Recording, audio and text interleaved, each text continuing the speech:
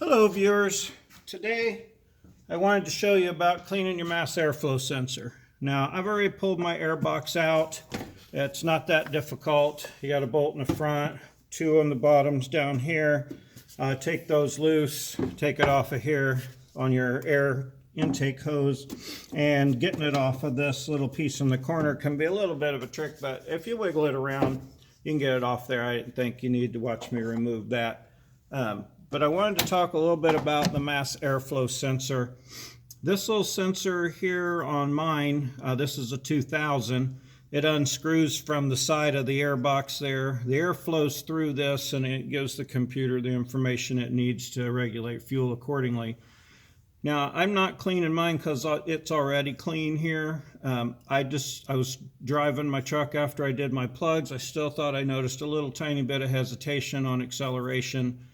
So I stopped at a gas station or a parts store, bought me a can of mass airflow cleaner, and you just saturate this down in the hole here, down in this backside here, this little part here with a little knob on the end of it. I don't know how much of that you can really see or if it's showing up well, but that's all you have to do. Just saturate it, soak it. You can take a Q-tip in there and clean the little pieces if you want to, but I never feel like it's necessary to do that. But cleaning the mass airflow can make a big difference. Like I said, I had just a tiny little bit of hesitation I was sensing after I did my spark plugs, and I've had a mass airflow issue before, so it seemed similar.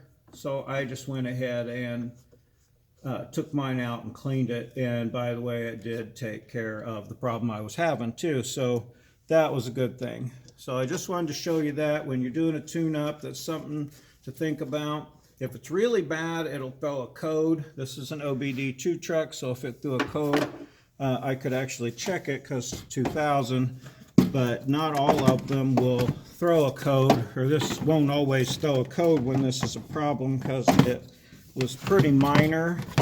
Like I said, I was just getting a little tiny bit of a hesitation, and but I say I had sensed it before, experienced it before, figured that was probably the problem, guessed right this time, and got that done. Now, don't forget to put your clip back, put all your bolts back in.